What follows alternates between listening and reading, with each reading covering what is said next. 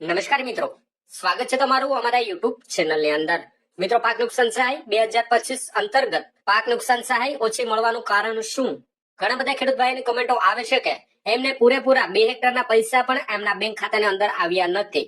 એ પ્રશ્નોનો નિકાલની પણ વિડીયોમાં આપણે વાત કરીશું કે આ શું કામે આટલા પૈસા આવ્યા છે, પૂરા પૈસા શું કામે નથી આવ્યા. સરકાર દ્વારા એક મહત્વનો પરિપત્ર આ મુજબનો જાહેર કરવામાં આવ્યો છે. એમની પણ સંપૂર્ણ માહિતી વિડીયોમાં આપણે જાણીશું. તેમજ મિત્રો, ગુજરાતના ખેડૂત ભાઈઓને ક્યારે મળશે નુકસાનીની પૂરી ભરપાઈ એટલે કે પૂરી સહાય?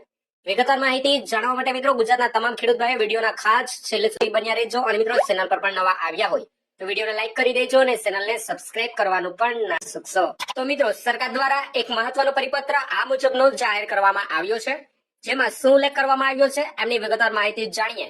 તો મિત્રો, ચૂકવવાપાત્ર સહાય અને ધોરણો, જેમાં મિત્રો ખરીફ 2025 ઋતુમાં વાવેતર હોય તેવા તમામ પાકોમાં કે જેમાં 33% કે તેથી વધુ નુકસાન થયેલ હોય તેના માટે ₹22,000 પ્રતિ હેક્ટર લેખે ખાતા દીઠ મહત્તમ 2 હેક્ટરની મર્યાદામાં સહાયની ભરપાઈ કરવામાં આવશે. એટલે કે મિત્રો, પ્રતિ હેક્ટર દીઠ ₹22,000 લેખે ખાતા દીઠ 2 હેક્ટરની મર્યાદામાં ખેડૂત ભાઈઓને મળવાપાત્ર રહેશે. હવે મિત્રો, ઘણા બધા ખેડૂત મિત્રો એવા પણ છે જેમને પૂરેપૂરા 2 હેક્ટરના પૈસા એટલે કે 44,000 પણ એમના બેંક ખાતાની અંદર જમા કરવામાં આવ્યા નથી. શું કામે જમા કરવામાં આવ્યા નથી એમની વિગતવાર માહિતી જાણીએ. તો મિત્રો, અહીંયા કોષ્ટકમાં પાકનો પ્રકાર, જેમાં બિનપિયત, પિયત અને બહુવર્ષાયુ આ 3 પાકો મહત્તમ ખરીફ 2025 ની ઋતુમાં લેવામાં આવે છે. જેમાં મિત્રો 2 વિભાગની અંદર આપને સહાયની રકમ પ્રોવાઈડ કરવામાં આવે છે. એક તો SDRF હિસ્સાની રકમ પ્રતિ હેક્ટર દીઠ, તેમજ મિત્રો રાજ્ય બજેટ હિસ્સાની રકમ પ્રતિ હેક્ટર દીઠ 2 હિસ્સામાં આપને રકમ પ્રોવાઈડ કરવામાં આવે છે. જેમાં મિત્રો બિનપિયતમાં SDRF હિસ્સાની રકમમાંથી 8,500 તેમજ મિત્રો રાજ્ય બજેટના હિસ્સામાંથી 13,500 ખેડૂતને કુલ મળવાપાત્ર રકમ આ મુજબની 22,000 મળવાપાત્ર રહેશે. એટલે કે મિત્રો, ઘણા બધા ખેડૂત મિત્રો એવા પણ છે જેમને SDRF ના હિસ્સાની રકમ ખાતામાં જમા થઈ ગઈ છે, અથવા તો ઘણા બધા ખેડૂતો એવા પણ છે જેમને રાજ્ય બજેટના હિસ્સાની રકમ એમના બેંક ખાતાની અંદર જમા થઈ ગઈ છે. બંનેમાંથી એક હિસ્સાની રકમ જમા થઈ ગઈ છે, એક હિસ્સાની રકમ બાકી છે. 2 ટ્રાન્ઝેક્શનમાં આપના બેંક ખાતાની અંદર પૈસા જમા કરવામાં આવશે, એમને ખાસ નોંધ લેવી. તો મિત્રો, ઘણા બધા ખેડૂત મિત્રોની કોમેન્ટો આવતી હોય છે કે અમને એટલા પૈસા મળ્યા, પૂરેપૂરા પૈસા મળ્યા નથી. તો એમનું કારણ આ હોઈ શકે કારણ કે મિત્રો SDRF ના હિસ્સાની રકમ આપને મળવાપાત્ર છે. સાથે સાથે મિત્રો રાજ્ય બજેટના હિસ્સાની રકમ એટલે 2 હિસ્સામાં આપને રકમ 22,000 પ્રોવાઈડ કરવામાં આવશે.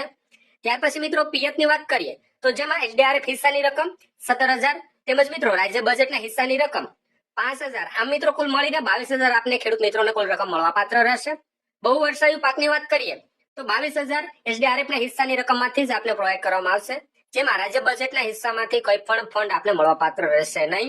એટલે કે મિત્રો ખેડૂત મિત્રોને કુલ ₹22,000 ની રાશિ આપવામાં આવશે. તો મિત્રો, આ મુજબનું એક કોષ્ટક તૈયાર કરવામાં આવ્યું છે. સરકાર દ્વારા પરિપત્ર જાહેર કરવામાં આવ્યો છે. આ મુજબનો આપને હું જણાવું છું. તો મિત્રો, અલગ અલગ હિસ્સામાં 2 હિસ્સામાં ખેડૂત મિત્રોના બેંક ખાતાની અંદર જમા કરવામાં આવશે. હવે ક્યારે આવશે એટલે કે મિત્રો ગુજરાતના ખેડૂત ભાઈઓને ક્યારે મળશે પાક નુકસાનીની પૂરી રકમ? તો મિત્રો, જાન્યુઆરી ફેબ્રુઆરી મંથની અંદર સંપૂર્ણ ખેડૂત મિત્રોના બેંક ખાતાની અંદર જમા કરવામાં આવશે.